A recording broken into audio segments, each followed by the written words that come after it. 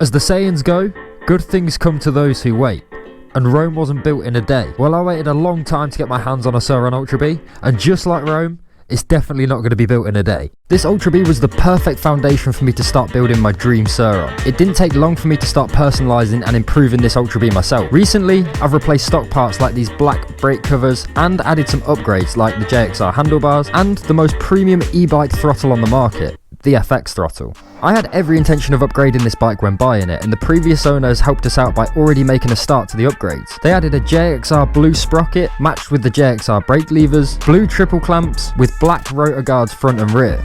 The frame and swing arm have been powder coated, but they've definitely seen some use since then. And of course we can't miss probably the most noticeable upgrade that the previous owner made to this bike. They've added a light blue RTech plastics kit to this Surron. RTech is an Italian company that has been around since 2003, and they are known worldwide for providing industry-leading plastics and accessories which they provide to customers and professional MX teams all over the world. RTech have a huge catalogue of products for all different bikes, and you can always tell when a Surron Ultra B has an RTech plastics kit because of the side shields. Obviously, the stock plastics kit doesn't have this. Not only the side shields, but RTech provided this exact kit in a range of different colours and even custom colours. So if you've seen an Ultra B with a coloured plastics kit, it's probably an RTech kit. Ever since the day I collected this Ultra B, I have intended to change the colour of it. So this was the perfect time to ask RTech if they wanted to get involved with this build.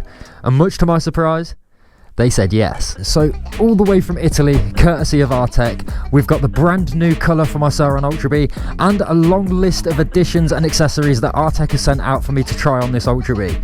Let's get into it. Italy is the home of the world-leading luxury industry, and RTech is no exception to that. Packaged individually is each accessory that has been tailored for the Ultra B, and I was already liking the look of what we have. And by now you've probably guessed which coloured plastics kit I've chosen. Now, although this may be an unpopular opinion, I have let my intrusive thoughts win.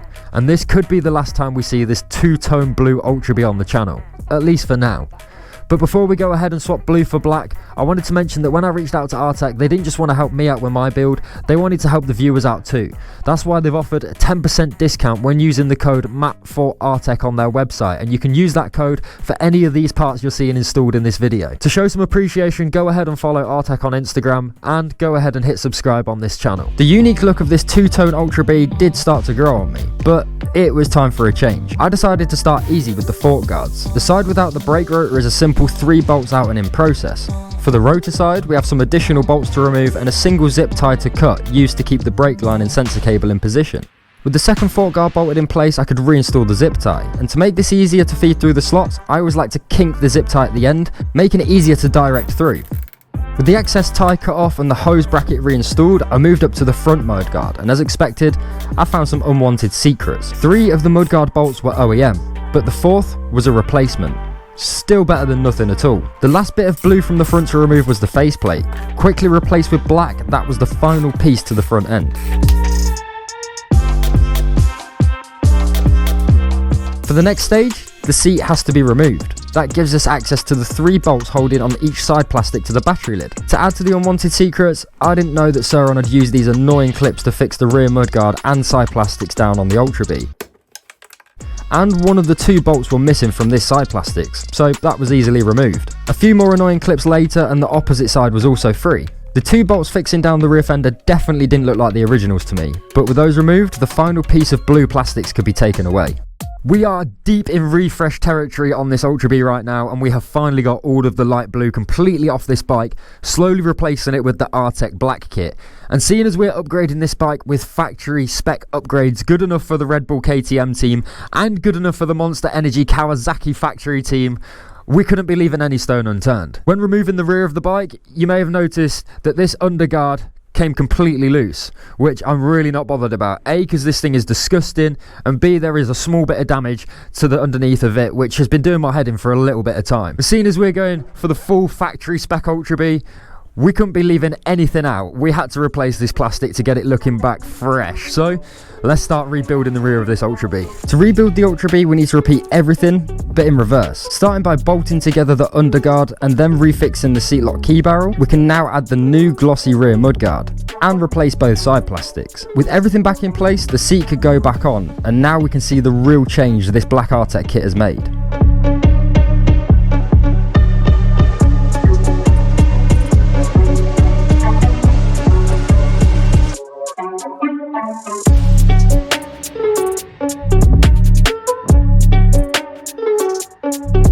So I guess you could say that that is now the main event done, and this Ultra B is looking a bit different.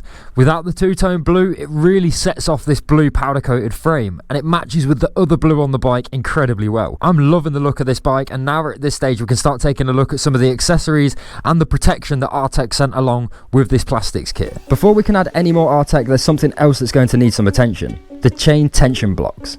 This was the first time I've taken the rear wheel off this bike, and the axle was dry as a bone. The Warp 9 tension blocks were trapped on by the bolt used for adjustments, so unscrewing them was a painful experience, but eventually we got it out. And for its replacement, we have some blue JXR blocks and brand new hardware supplied with them. Being able to use the ratchet spanner made it so much nicer to install the bolts.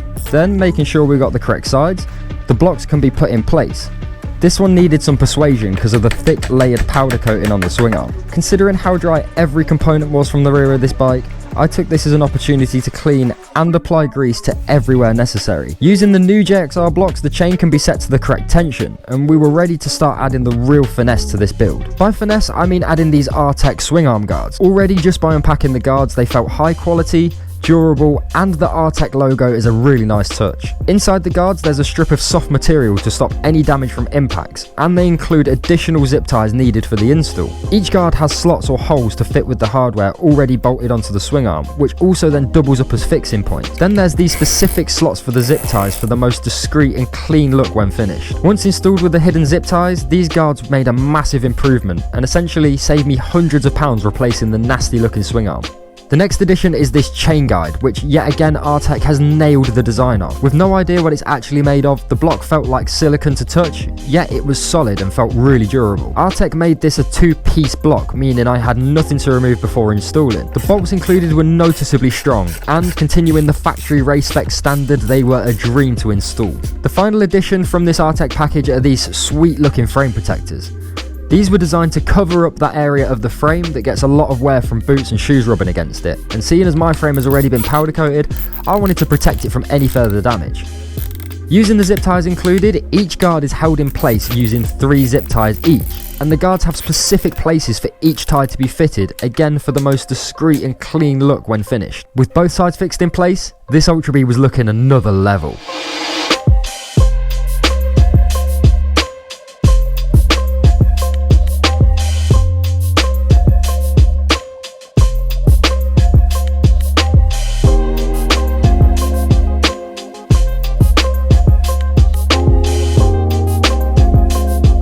RTech, you guys are insane, because through all of these small changes that we've just made to the Ultra B, it has all added up to a massive refresh of this bike, and it is looking sick. All the protection is looking really high quality, and the black has been a game changer, but it's only right that we do RTech justice, and the only way we can do that is by taking this bike to a proper track. And if I've timed everything correctly, we should make it up to Sheffield in time for the Thursday evening session at SX Works.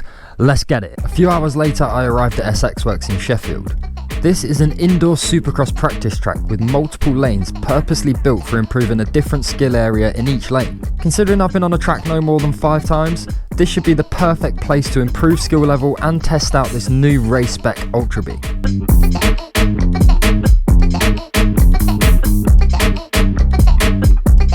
We got the freshie ready to go. Fresh RTech protectors on the swing arms on the frame, all new plastics kit. This thing's looking insane. Let's get it, let's get on the track. I haven't been here for a little while, so I'm going to be rusty. Let's get a couple sight laps in for the first couple laps as well. You can't be giving it everything straight away. Not on a new bike, not on a freshie. Already feeling loads better than the light beyond the track. Oh, we got the whoop section. These can be killer if you don't know how to ride them, and I definitely don't. Yeah, the Ultra feels so good.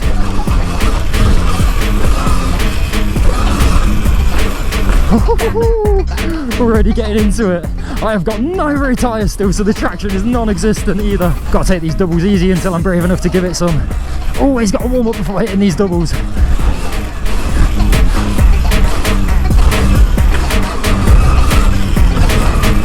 Yes. Still not getting very big air, but it feels great.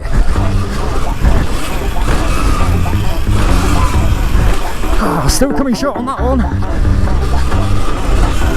Oh, we got to hit sport to get anywhere close to that. Getting further, getting further.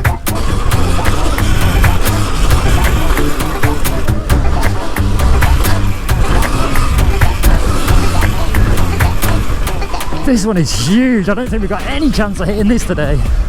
Oh, he's going for it. Oh, he's got the second one. Maybe he's egging me on to do the doubles. Maybe he's making me brave enough.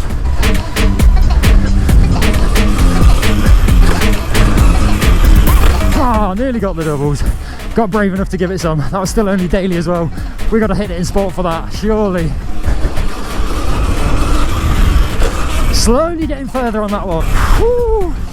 Track work is killer. That's the first little session done on the freshy Ultra B. The only thing I will say about that Ultra B so far is I need to stiffen up this suspension. It is far too soft even for me, and I'm a really light rider. Let's go get it in the next session. So we'll back out for round 2. If you're wondering how much battery we used in the first round, 8% is what we used. Now we can start trying to push this bike just a little bit further. Try and push me a little bit further too this time now. Still just chilling in daily for the time being, but I am going to step this up into sport.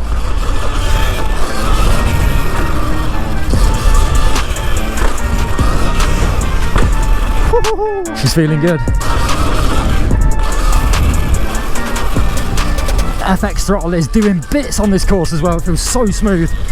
I'm yet to change that spring tension still, and to be honest, having that spring tension in stiff would probably help me out right now. But it's feeling good nonetheless. Oh, we're getting closer to that. Still just need to give it some more. Doubles this time, we got them, we got them. Just can't get enough pep off them. We're landing on top of them.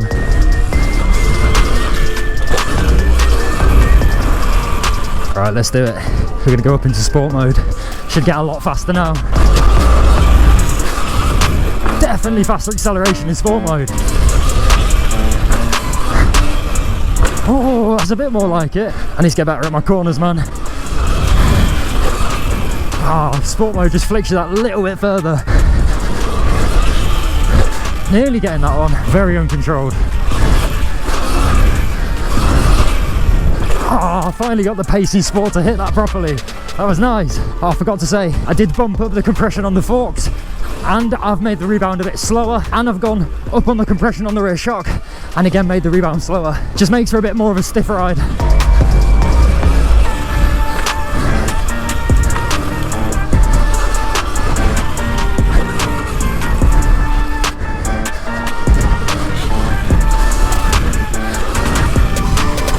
The ticket. Let's have some slower controlled lap. I have absolutely rinsed myself. This bike is amazing for the track. The throttle is feeling incredible. The RTech accessories helping out. That chain guide keeping the chain on, and the bike looking mega. Let's hit it.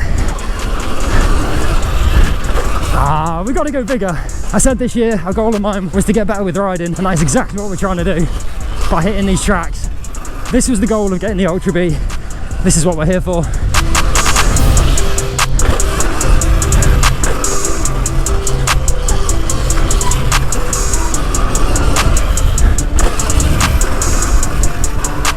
The end of the session.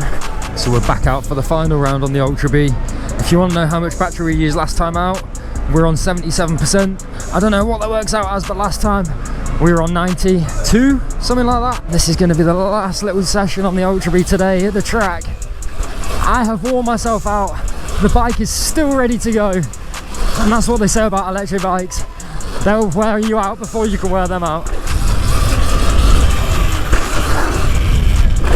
Oh, straight for the doubles. Oh, yo. I keep hitting. Was that the... Oh, what? It's got to be the tilt sensor, surely.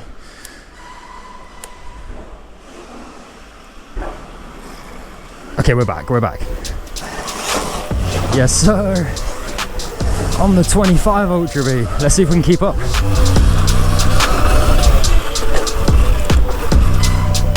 Let's go inside.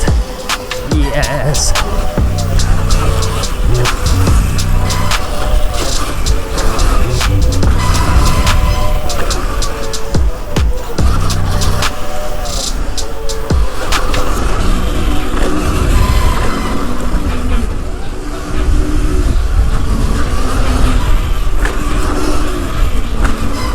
Still not getting them right. Oh, we're thrashing the Ultra B. It's taking a beating.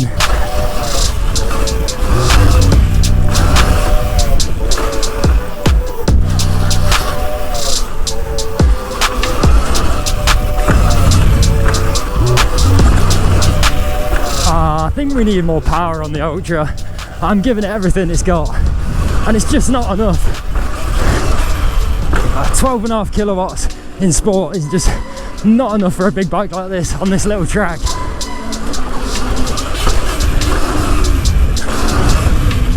Literally giving it all its beans.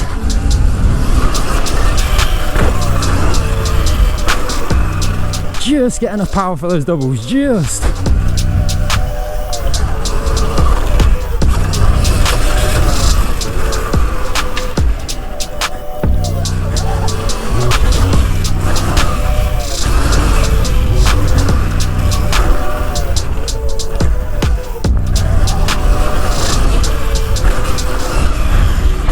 So next time we come out to SX Works, I think I need to bring some people with me so we can get some better footage, not just first person riding. This Ultra B's been insane riding around the track. I literally feel like prime Hayden Deegan right now. Danger boy Deegan.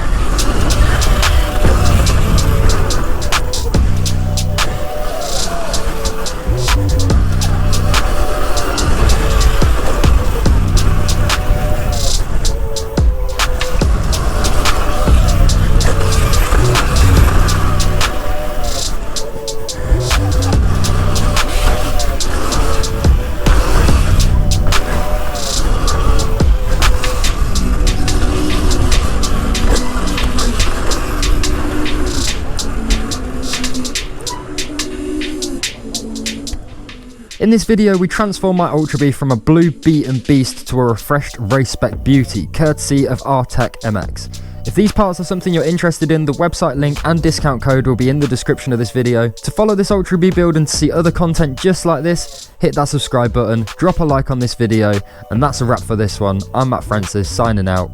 Peace.